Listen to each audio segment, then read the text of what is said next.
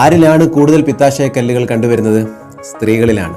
സ്ത്രീകളിൽ പുരുഷന്മാരെക്കാൾ കൂടുതൽ പിത്താശയ കല്ലുകൾ ഉണ്ടാകാനുള്ള ഘടകങ്ങളെ 5F എന്ന് നമുക്ക് വിശേഷിപ്പിക്കാം. ഒന്നാമത്തെ F എന്ന് പറഞ്ഞാൽ ഫീമെയിൽ, സ്ത്രീയാണ്. രണ്ടാമത്തെ F എന്ന് പറഞ്ഞാൽ 40 സ്ത്രീയാണ്. മൂന്നാമത്തെ F എന്ന് പറഞ്ഞാൽ ഫാറ്റ്, 40 തടിച്ച സ്ത്രീയാണ്. നാലാമത്തെ F എന്ന് പറഞ്ഞാൽ ഫെർട്ടൈൽ, ഒരു വട്ടമെങ്കിലും പ്രസവിച്ച സ്ത്രീയാണ്. അഞ്ചാമത്തെ F എന്ന് പറഞ്ഞാൽ ഫാമിലി, പാരമ്പര്യമായിട്ട് പിത്താശയക്കല്ലുള്ള ഒരു സ്ത്രീയാണ്. എന്നിരുന്നാലും പുരുഷന്മാരിലും ഉണ്ടാവും ഗോൾ ബ്ലാഡർ സ്റ്റോൺസ്. കുറച്ചുകൂടി വിശദമായിട്ട് നമുക്ക് നോക്കാം. എന്തുകൊണ്ടായിരിക്കാം സ്ത്രീകളിൽ ഇത് കണ്ടുവരുന്നത്? പ്രധാനമായും സ്ത്രീ ഹോർമോണുകളാണ് അതിന് കാരണം. സ്ത്രീ ഹോർമോണായ എസ്ട്രോജൻ കൊളസ്ട്രോളിന്റെ പ്രൊഡക്ഷനെ വർദ്ധിപ്പിക്കുന്നു.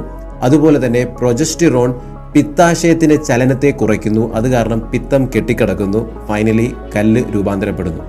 ഇതുകൊണ്ടാണ് പ്രഗ്നൻസിയിൽ പലപ്പോഴും പിത്താശയ കല്ലുകൾ വളരെ സാധാരണയായി കണ്ടുവരുന്നത്.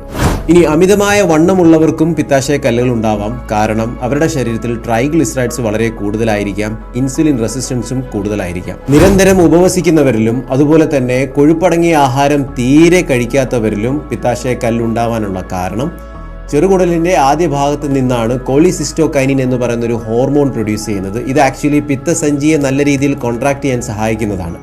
കുടലിൻ്റെ ഈ ഹോർമോൺ പ്രൊഡക്ഷൻ്റെ കാര്യക്ഷമത കാലക്രമേണ കുറയുന്നത് കാരണത്താൽ പിത്തം കെട്ടിക്കിടക്കുന്നു. ഫൈനലി കല്ലുകൾ ഉണ്ടാകുന്നു. വളരെ കുറച്ചു സമയം കൊണ്ട് മാത്രം ശരീരഭാരം കുറയ്ക്കുന്ന ആളുകളിലും പിത്താശയ കല്ല് വളരെ പെട്ടെന്നുണ്ടാകുന്നു. അതിന് കാരണം ശരീരത്തിലെ കൊഴുപ്പ് വലിയ അളവിൽ ഇപ്പോൾ കരളിലെത്തുന്നു. കരളിൽ കൊളസ്ട്രോളിൻ്റെ വലിയൊരു ലോഡാകുന്നു. അത് പിത്തത്തിലെത്തുന്നു. പിത്തത്തിൽ ബൈൽ സോൾട്ട് താരതമ്യേന കുറവ് പോലെയാകുന്നു. അത് കാരണത്താൽ കൊളസ്ട്രോളിനെ അലിയിക്കാൻ വേണ്ടത്ര ബൈൽ സോൾട്ട് കിട്ടാതെ വരുമ്പോൾ ഫൈനലി കൊളസ്ട്രോൾ കൂടിയ കൊളസ്ട്രോൾ കല്ലുകൾ രൂപാന്തരപ്പെടുന്നു. പിത്താശയ കല്ലുകൾ ഉണ്ടോ ഇല്ലയോ എന്നറിയാൻ ഏറ്റവും നല്ലൊരു ടെസ്റ്റ് എന്ന് പറയുന്നത് അൾട്രാസൗണ്ട് സ്കാൻ ചെയ്യുന്നതാണ്. എന്നിരുന്നാലും ചെറിയ കല്ലുകൾ അല്ലെങ്കിൽ കല്ലുകൾ ഉണ്ടാകാൻ തുടങ്ങി എന്നൊക്കെ ചിലപ്പോൾ സ്കാനിൽ കണ്ടുപിടിച്ചെന്ന് വരില്ല. ഒരു 3-4 mm ഒക്കെ ഉണ്ടാകുമ്പോഴാണ് പലപ്പോഴും കല്ലുണ്ട് എന്ന് വ്യക്തമായി കാണാൻ സാധിക്കുന്നത്. വർഷങ്ങളോളം പിത്താശയ കല്ലുകളും കൊണ്ട് ജീവിക്കുന്ന ആളുകളുണ്ടാവാം. അവർ മറ്റെന്തെങ്കിലും കാരണത്തിനാൽ സ്കാൻ ചെയ്യുമ്പോഴായിരിക്കും പിത്താശയ കല്ലുണ്ട് എന്നതുപോലും അവരറിയുന്നത്. ഈ ഗോൾഡ് സ്റ്റോൺസ് കിഡ്നി സ്റ്റോൺസ് പോലെ അങ്ങനെ വളരെ പെട്ടെന്ന് വലുതാവുന്ന ഒന്നല്ല.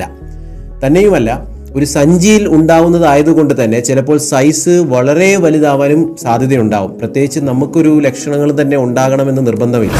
അപ്പോൾ എത്ര കല്ലുണ്ടെങ്കിലാണ് ഒരാൾക്ക് വേദന ഉണ്ടാവുക? അല്ലെങ്കിൽ കല്ലുകളുടെ മൊത്തത്തിലുള്ള ലക്ഷണങ്ങൾ എന്തൊക്കെയാണ്? സർജറി ആണോ നല്ലത്? മുതലായ കാര്യങ്ങളെക്കുറിച്ച് അറിയാൻ നമുക്ക് അടുത്ത വീഡിയോയിൽ കാണാം.